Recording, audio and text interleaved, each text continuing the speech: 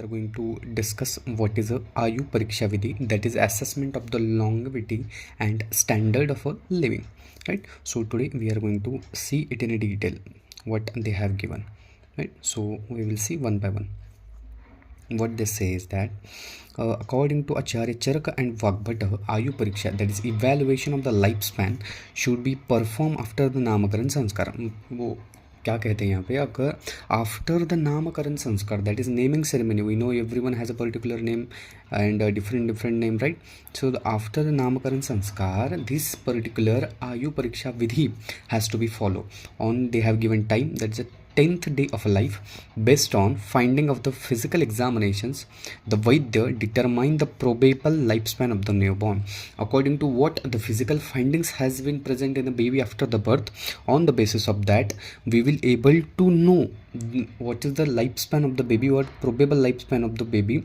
Either the baby is Dirghayu or Alpayu. On the basis they have given points, so on the basis of that we will able to know the baby is long living or he has a short lifespan, right?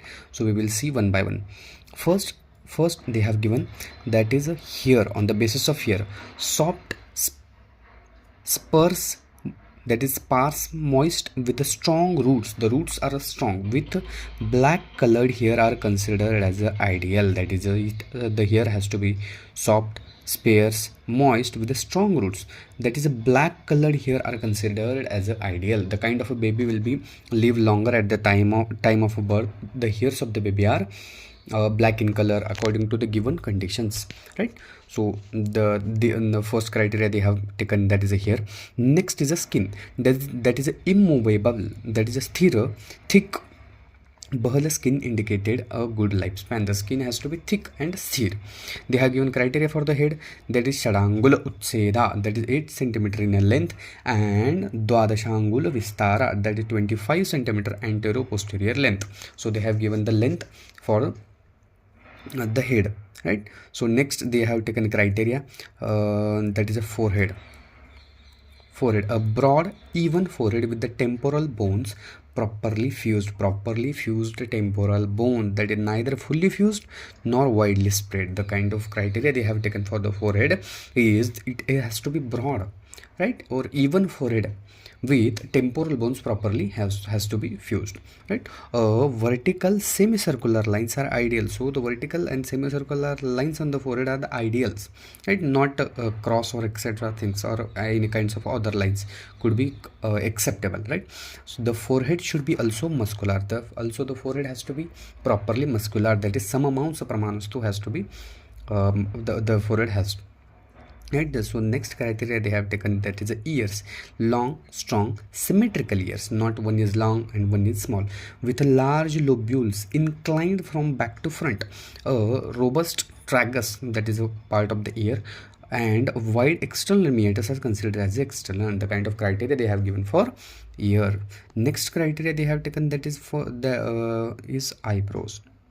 So what this is for eyebrows are medially downward inclining eyebrows that do not meet, are neitherly overlaid, large nor uneven are ideal. That is, eyebrows has to be equally and ideally both are same, not one is a larger and one is a smaller. The kind of criteria is not acceptable, or the baby may be we can say that the baby may be Alpayu baby will be happens, right? So next criteria, that is eyes. Both eyes should be symmetrical with a clear differentiation of the cornea, sclera and pupils. Has to be proper symmetry and a proper differentiate, clear difference has to be there in a present in a cornea, sclera and pupil.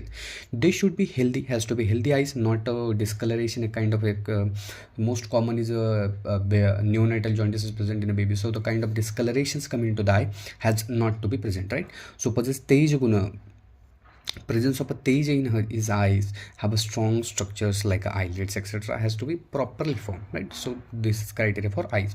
Next criteria they have mentioned for nose, right? So what they have says, nose, a broad straight nose capable of a deep breathing, proper breathing experience has to be is able to done by the baby. For that, broad straight nose capable of the deep breathing. We know that with the straight warmer and downward inclining tip, the tip has to be long, is considered as optimal. So this is the criteria for nose.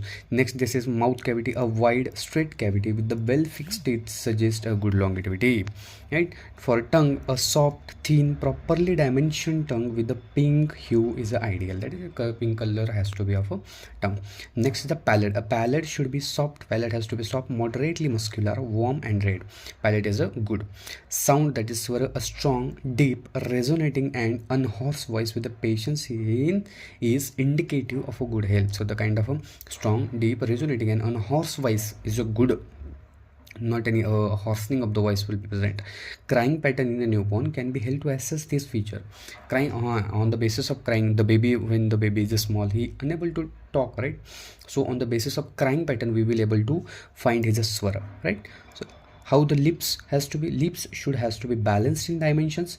Close the mouth cavity completely, not partially, with possessor red color. So the lip color of the lips has to be red in color and balanced dimension, and the mouth of the baby should be properly closed, right? So this criteria they have given for that. And next they says again, that is for criteria for a mandible. Both fragile mandible should be strong and well built. The mandible also has to be strong and well built. So again they have given a nearly 30 criteria on the basis of different criteria. We will able to know, or they have given dimensions accordingly, that we will see or able to judge the lifespan of the baby. So the next criteria they have mentioned is neck. We will see that. So neck, the neck should be round. The neck, we know the neck has to be round and moderately long. Chest, a broad muscular chest indicates good health. Manubrium and spine, these should be covered with the adequate musculature. On the manubrium and spine has to be adequate of the musculature, not a shrinking kind of a spine has not a good indicator, right? Breast should be both breast should be moderately spaced. So there will be very important that there has to be proper space in between the two breasts, right? Rib cage, a strong non-palpable ribs suggest a good longevity. The ribs has to be strong and non-palpable ribs suggest a good longevity, right? Thighs, digits, etc. has to be round and long. Next, this is palm and soles, both should be muscular and well developed. How the nails are good, strong, moist, stable, copper colored and turtle shaped nails etc. are ideal. Then says that they says criteria for the umbilicus, that is the umbilicus should be dextro-rotated and elevated at the periphery. On the periphery it has to be elevated, right, in a dextro-rotated form.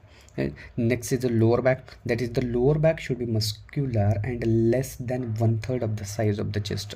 So lower back has to be muscular and 1/3 of the chest. So we can take the criteria from chest, and it has to be 1/3 of the chest, right?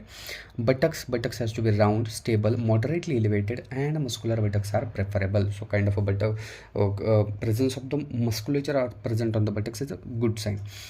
Thighs should be round and muscular. Shank, that is lower leg head should be moderately built, resembles deer's leg and muscular etc. things has to be present. Next is ankle, that is the moderately built ankles are optimal. So ankle has to be built moderately optimal.